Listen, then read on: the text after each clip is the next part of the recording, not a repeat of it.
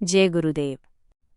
रक्षाबंधन की बहुत बहुत शुभकामनाएं और बधाइयां। कृपया आप सब शाकाहारी हो, जायंस भी जीवों पर दया करें, उन्हें मारे और खाएं। नहीं, सभी जीव उस परम पिता परमेश्वर की ही संतान हैं जिसकी आप संतान हैं। परम पूज्यपाद परम संत बाबा जय गुरुदेव जी महाराज के अनमोल अमोलक अलौकिक अमृत बचन। आज रक्षाबंधन है। हिंदू लोग इसे मनाते हैं। अब तो इस त्योहार को दूसरे लोग भी मनाने लगे। सब लोग आपस में प्रेम मोहब्बत से रहें, एक दूसरे के काम आए, एक दूसरे की मदद करें, ये अच्छी बात है। अभी मेरी तबीयत पूरी तरह से ठीक नहीं है, 80% ठीक हूँ। अभी डॉक्टर ने मुझे सावधानी बरतने को कहा है, इसलिए मैं अब बोलूँगा नहीं। आप सब लोग आगे तो कुछ थोड़ा सा सुना दिया, दर्शन पर्सन भी हो गया। रक्षाबंधन का मतलब है कि जीव की संभाल की जाए और उसको अपने घर पहुंचाया जाए। यहाँ भटकते भटकते बहुत दिन बीत गए। पहले तो आपको मालूम नहीं था कि आपका कहीं घर है। अब आपको मालूम हुआ कि सुरतों का, जीवात्माओं का अपना घर है और अपने घर जाने का रास्ता है। सूरत को प्रार्थना करनी चाहिए कि हमारी संभाल करो, नरकों 84 से बचा लो, जन्म मरण के चक्कर से बचा लो। तारांकन शाकाहारी सदाचारी बाल संघ 14 सितंबर 2004। हे मनुष्यों, हृदय में दया लाओ। ये ओहदे, पद, बाल बच्चे आपके ये पड़े, क्या किसी ने इनको ले जाते देखा है? एक एक क्षण श्वास की पूंजी को खो मत। दुनिया अंधेरा है, चाहे जितना दौड़ोगे कुछ नहीं मिलेगा। ये संसार नहीं, धोखा है। पीछे तुम रोगे कि तुम लुट गए। मनुष्य रूपी अनमोल घड़ा पापों से भर लिया। सारी दुनिया मिट्टी और राख है, सब इसी में फंस गए। जिसे तुम समझते हो कि मेरा अजीज है तो समझ लो, वो तुम्हारा अजीज ही तुमको रुलाएगा। ज्यादा मोहब्बत और प्यार होगा उतनी ही पीड़ा होगी। ज्यादा फंसोगे ज्यादा रोओगे, कम फंसोगे कम रोओगे। बहुत मोह करोगे तो बहुत दुख पाओगे। यह समझो कि न तुम्हारा पुत्र है, न पत्नी, न पिता, न भाई और न तुम किसी के हो। यह सब कर्जा लेने और देने का सौदा है।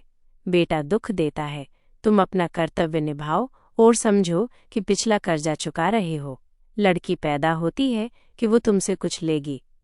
तेरा यहाँ कोई नहीं है। बच्चा अगर रोवोगे तो किस किस के लिए रोओगे? यहाँ दरवाजे पर रो, आंसू बहाओ, दरवाज़ा तो खुल ही जाएगा। तुम जरा सा रो भी पड़ो उसके दीदार के लिए। बाल बच्चे के लिए बहुत आंसू गिराए, लेकिन मालिक के लिए निर्मल आंसू नहीं गिरते हैं। मालिक के नाम पर 2 आंसू भी गिरते हैं तो समझ लो कितना जमा कर लिया, कितना धन तुम्हारे पास हो गया। जितनी सांसें मिली थी सब भोग विलास में लगा दिया, तन भी छूट गया। आत्मधन कमाता तो नरक में क्यों जाता? जितने भी भोग है, देखने के, स्पर्श के, कानों के, इंद्रियों के, सब दुखदाई है। यहाँ तो बूंद बराबर भी सुख नहीं, वहाँ सुख का सागर लहरें मार रहा है। ऐसे मनुष्य शरीर को पाकर के आप मोरी के कीड़ों की तरह यहाँ पड़े हो। प्रगाढ़ समुद्र अथाह अज्ञान के सागर में डूबे हो। झपट्टा मारेगा, झट से ले लेगा। ये मिट्टी पड़ी रहेगी। संसार तो आग की भट्टी है, ये तो ऐसे ही जलता रहेगा। दूसरों का बोझा ढोते ढोते सिर फट जाएगा, कमर टूट जाएगी। ये कितना अच्छा समय था, तब तो किया नहीं, अब करते हैं तो हड्डी में दर्द है, बैठा ही नहीं जाता। तड़प होती है तब मन अपनी भाग दौड़ बंद कर देता है, फिर ये ठहर जाता है और सूरत को जब तड़प नहीं होती शब्द से मिलने की, मालिक के पास पहुंचने की, दर्शन के लिए, तो मन बड़े उत्पात करता है, फौरन भाग जाएगा। इसलिए कहा है कि ऐसा सुमिरन धीरे धीरे धीरे बसा लो, वो चीज़ चित्त में बस जाए, रूप भी बस जाए हर स्थानों के धनियों का, कि हर वक्त उसकी याद होती रहे। अधीर नहीं होना चाहिए, प्रार्थना करते रहो। ज्वार भाटा समय से आएगा। अंतर में दरवाजे पर बैठो, दरवाज़ा दोनों आँखों के पीछे है। तड़प होनी चाहिए, इंतज़ार होनी चाहिए। घाट पर बैठे रहोगे तभी दूसरी दुनिया में जाने की तैयारी होगी। ये खोल जो तुम्हारा है मनुष्य शरीर का, ये यहीं छूट जाएगा और तुम उधर प्रवेश हो जाओगे। लिंग शरीर में सूरत यानी जीवात्मा उधर से ही आई है और उधर चली जाएगी। अंधे बनकर मत रहो। दरवाजे पर बैठकर चीखो चिल्लाओ, पुकारो तो दया हो जाएगी। ऊपर में निर्मल पवित्र देश है। जो ऊपर जाते हैं वही किताबों में लिखते हैं। ऊपर में स्वर्ग है, बैकुंठ है, वहाँ बहुत आनंद है। नियम से रोज रोज भजन, ध्यान, सुमिरन में बैठो। इस काम में नागा नहीं होना चाहिए। यही अपना काम है, असली काम है। वो मालिक हर वक्त तुम्हें बुला रहा है और तुम बहरे हो, उसकी आवाज को सुनते नहीं हो। यह परदेश है जहाँ तुम रहते हो। इसमें सुख कदापि नहीं मिलेगा। गुरु जीवन की सबसे बहुमूल्य उपलब्धि है। गुरु नाम का गलत सहारा न ले। गुरु के नाम पर किसी के साथ छल कपट करना, धोखा, बेईमानी करना घोर पाप है। जितना गुरु के नाम का बाहर में गलत प्रयोग करेंगे, उतना गुरु से दूर होते जाएंगे। गुरु की चेतन बैठक को और अधिक गंदे पर्दों से ढक देंगे। कर्म ऐसा करो जो गुरु की चेतनता के करीब ले जाए। बाबा जी सब कुछ देखते रहते हैं। उनकी निगाहों को कोई धोखा नहीं दे सकता। तुम चाहे 7 कोठरी के अंदर भी छिपकर कोई काम करो, बाबा जी को सब मालूम हो जाता है। महात्मा सबकी नस पकड़े रहते हैं। उनके सामने तुम्हारे सभी हथकंडे और तुम्हारी सारी फितरतें नाकामयाब हो जाएगी। मैं उस जमाने का आदमी हूँ जब 1 रुपये का 60 किलो चना मिलता था। मुझ पर खूब चिमटों की मार पड़ी है। मैंने वो भी सहन किया है, तब जाकर मुझे ये चीज़ प्राप्त हुई है। आपको तो मुफ्त में मिल रहा है। आपकी कोई परीक्षा नहीं ली जा रही है। धर्मराय के दरबार में जब तुमसे पूछा जाएगा कि तुम्हें मृत्युलोक में किसी ने समझाया नहीं था कि अंडा, शराब, मांस खाना पीना, आंदोलन, हड़ताल, तोड़फोड़, कत्ल, चोरी, झूठ, ये सब पाप कर्म है, और बंदे तुमने अगर ये कह दिया कि नहीं तो मैं वो बाबा हूँ कि तत्क्षण वहीं प्रकट होकर ये बता दूंगा कि किस स्थान पर किस घड़ी में मैंने इनको समझाया था। मेरे सामने भजन कर लो। मेहनत कम, मजदूरी ज्यादा। जल्दी का काम शैतान का होता है, इसलिए किसी भी काम में जल्दबाजी नहीं करनी चाहिए। तारांकन। मैं दूर भी हूँ, मैं पास भी हूँ, मैं अंदर भी हूँ, मैं बाहर भी हूँ। जब ध्यान करो तो स्थानीय मुकामी रूपों को नाम भी लो और याद भी करो। ये एक ही वक्त का काम नहीं है। दिन में 4 बार, 5 बार, 8 बार, 10 बार। आधा मिनट भी नहीं लगता है। नाम लिया, रूप को याद किया, फिर रूप को याद किया। तो इस तरह से निरंतर 5 को याद जब करते रहेंगे तो चित्त उधर अपनी आदत बना लेगा, तो फिर चिंतन करने लगेगा। जब चित्त चिंतन करता है तो उस तरफ को दौड़ता है, तब ध्यान भजन बनता है। और आप 24 घंटे में एक ही बार याद करो तो वो रूप याद नहीं होता। नाम तो ले लोगे लेकिन रूप नहीं बनेगा और याद नहीं होगा कि इस तरह से करो। फिर जो ध्यान भजन करोगे उसमें चित्त नहीं लगता है। चित्त और चीज़ों का चिंतन कर देता है, फिर भाग जाता है, तो दृष्टि एकाग्र नहीं होती है। कान फिर सुनने का काम नहीं करते, क्योंकि उनके साथ मन चित्त होना चाहिए, तो वो कहीं और जगह काम करने लगा। तो इस तरह से साधन भजन में रूखे फीके लोग उठ जाते हैं। तो कई बार जब चित्त बार बार उसका चिंतन करेगा तो ध्यान भजन में समय पर मदद करेगा, तो बनने लगेगा। कोयल के बच्चे सदा कौवों के घोंसले में पलते हैं। कोयल अपना अंडे कौवों के घोंसले में देकर पहाड़ियों की ओर चली जाती है, और जब बसंत का समय आता है तो कोयल एक आवाज लगाती है और उसके बच्चे उसके पास आ जाते हैं। फिर कोयल अपने साथ उड़ा ले जाती है। कौवा जिसने पाला पोसा वो देखते रह जाता है। इसी तरह से संतों के जीव इन दुनियादारों के बीच में ही पलते हैं। जब संत महात्मा आकर आवाज लगाते हैं तो सभी भागकर उनके पास आ जाते हैं। इसलिए आप किसी को यहाँ सत्संग में आने से रोक नहीं सकते। गुमराह करने की कोशिश आप कितने दिन तक करेंगे? इनको तो आना ही है। आज इन्हें आने से रोक दिया तो कल आ जाएंगे, पर इनको तो आना ही है। तुम्हारे वजह से जो इनका आकाश होगा उसका हाल जो हो वो तुम जानो और तुम्हारा काम। तारांकन। गांधी पार्क, गोरखपुर, 1966। अब मैं कुछ कहना चाहता हूँ, उसको सुनो।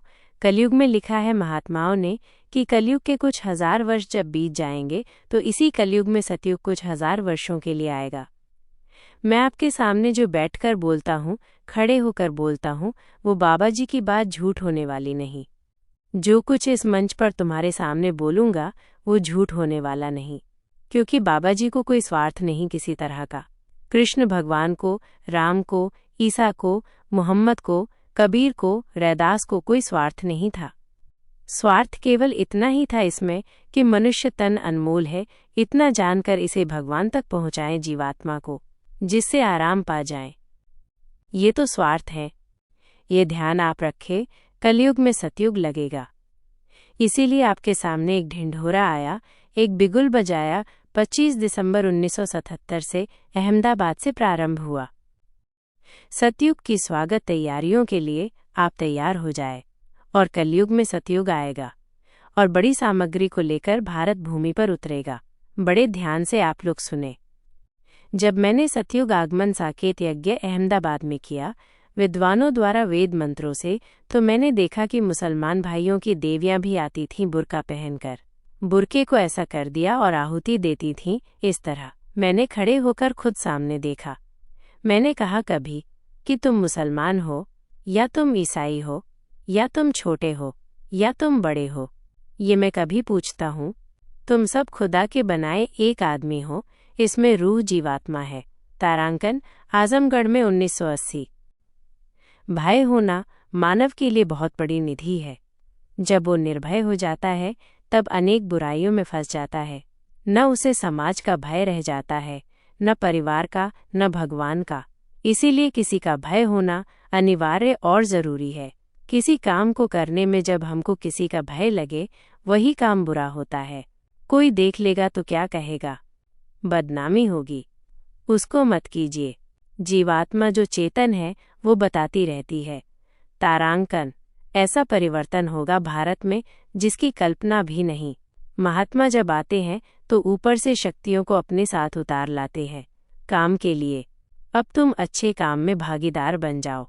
सत्संगी का यही कार्य है। जो गुरु कहे सो करो, जो मन कहे वो हरगिज मत करो। और इसी का अभ्यास करना है कि मन की न मानी जाए, मन की न चले। इसके लिए गुरु का सहारा लेना अनिवार्य है। गुरु नाम का जितना जाप करेंगे उतना ही वो बल पाएंगे। इसीलिए कहा गया है, कलयुग केवल नाम आधारा। सिर्फ जय गुरुदेव नाम के सांस सांस पर सुमिरन से ही घाट पर मन की मनमानी मारी जा सकती है। सुमिरन भजन तो बाद में हो सकेगा। पहले मन को रोकने के लिए गुरु नाम का जाप। जय गुरुदेव नाम में इतनी शक्ति है। भाव में करो, आभाव में करो, प्रेम से बोलो या स्वार्थ में बोलो, जैसे भी हो अंतर में जय गुरुदेव, जय गुरुदेव सांस सांस में जपते रहना है। गुरु की दया का परिचय मिल जाएगा। चाहे संसारी हो या सत्संगी, नामदानी हो या बिना नामदानी, जय गुरुदेव नाम से सबको शक्ति मिलती है। प्रमाण स्वयं से करने पर मिलेगा। करके प्रमाण ले लो। अंदर में एक दफे जोर लगाओ, एक बार मेहनत कर लो। हारो मत। तुम्हारा मन कच्चा होता है, विचलित हो जाता है, लगे रहना चाहिए। अनुभव नहीं हो रहा है या कम हो रहा है, निराश होकर साधन भजन छोड़ना नहीं चाहिए। धीरज रखकर साधना करो। जी लगाकर, खूब मन लगाकर, लगन और विरह के साथ करो। देर सबेर तुम्हारे कर्मों से हो रही है। पहले तो ये लगेगा बहुत मुश्किल है, लेकिन बहुत आसान लगने लगेगा। मन तुम्हारा रुके न रुके, पूरा समय देना। जैसे बने तैसे करो, बराबर लगे रहो। जो लगे रहते हैं उनका काम हो जाता है। साधक को सत्संग के एक एक वचनों को पकड़कर अपने ऊपर ढालना चाहिए, तो अपने विचारों में छटनी हो जाएगी। विकार नहीं उठेंगे। विकार नहीं उठेंगे तो दीनता होगी, और दीनता से काम हो जाएगा। बड़े बने रहोगे तो ये विकार चड्डी लिए रहेंगे। जीव कल्याण जब भी होगा, महापुरुषों के सत्संग से होगा। सत्संग से जड़ और चेतन, पाप और पुण्य का ज्ञान होता है। तो जो कुछ करना है जवानी में कर लो, 25 से 50 साल तक में कर लो, नहीं तो कुछ नहीं होगा। जवानी में मालिक मिलेगा, जवानी में साधना होगी। हम तो धीरज देते हैं कि दरवाजे पर बैठ जाओ, दया मिलेगी पर बैठते नहीं। दया मिलेगी पर बैठते नहीं। दया मिलती है तो लेते नहीं। बताओ क्या किया जाए? यह भजन निमित्त मात्र है, कोई बड़ी मेहनत नहीं है। बस थोड़ा मन बुद्धि को रोककर दरवाजे पर बैठ जाओ। निमित्त मात्र तो बैठना ही होगा। रास्ता जब मिल गया है तो भजन करो। जो प्रारब्ध तुम्हारा उसने बना दिया है वो तुमको रोज मिलेगा। इसलिए दुनिया में ज्यादा फंसो मत। काम आप सब करो, खेती का, दुकानदारी का और दफ्तर का। आपको कोई मना नहीं करता, पर ईमानदारी और मेहनत से काम करो। हम आपको रास्ता बताते हैं सीधा, तो आपको दरवाजे पर बैठना ही पड़ेगा। तभी दया मिलेगी। तुम लोग भजन करो, ये रात भजन करने की है। करनी तो आपने किया नहीं, मनमुखी होकर दरवाजे पर बैठे रहे। न आप मुझे छोड़ोगे न मैं आपको छोड़ूंगा। अगर आप छोड़ भी देंगे तो मैं आपके पीछे पीछे चलूंगा। अपने को छुपा के रखना है, ये नहीं प्रकट करना है कि हम बहुत साधन करते हैं। आप वचनों को ग्रहण करिए। अभी रमे नहीं हो, पके नहीं हो और सबसे कहने लगे कि हम साधन करते हैं। ये परमार्थ है, इसके लिए बड़ी सावधानी होशियारी चाहिए। हम साधन करते जरूर हैं, पर उनको नष्ट कर देते हैं। कोई अहंकार आ गया, और जब आया अहंकार तो गिर गया। साधक की प्रवृत्ति गिरने की है। शाकाहारी होने का प्रचार जोर शोर से कर दो, क्योंकि यह हत्या है और इसकी माफी नहीं होती। पेट को कब्रिस्तान मत बनाओ, वरना बहुत मार पड़ेगी। तारांकन 1 जनवरी 2012, जोधपुर। महापुरुष कहते हैं कि अब की बार इस खेप को पार लगा दो। दरवाजे पर बैठकर दृष्टि को लगाते नहीं हो तो कैसे दिखाई देगा? मन को एकाग्र नहीं करते हो तो धुन कैसे सुनाई देगी? भवजाल में फंसे रहते हो, उधर की ओर रुख नहीं करते हो। गुरु को आप अपने हृदय में बसा लो तो सूरत प्रार्थना करती है। ये छोटी मोटी प्रार्थना नहीं कर रही है। जय गुरु देव बाबा जी का कहना है शाकाहारी रहना है। शाकाहारी हो जाओगे, बीमारी से बच जाओगे। बाबा जी की अर्जी है, आगे आपकी मर्जी है। बाबा जी की वाणी है, सतयुग की अगवानी है। कलयुग में कलयुग जाएगा, कलयुग में सतयुग आएगा। आओ सतयुग, आपका हार्दिक स्वागत है। जय गुरुदेव। अखियां गुरु दर्शन की प्यासी, तेरे दरस बिन हमको सतगुरु हरदम रहे उदासी। करके कृपा अब अंतर्जामी, जग की काटो फांसी। किस विधि तुम्हारे दर्शन पावे, दीन दयाल अविनाशी। हमको छोड़ा आस नगर में, आप बसे नगर अविनाशी। दुख हैरण और दया सिंधु, आप हो सुख की राशि। सहनसाह जुआ दरस दिखाओ, जन्म जन्म रहुए दासी। अखियां गुरु दर्शन की प्यासी। जय गुरुदेव।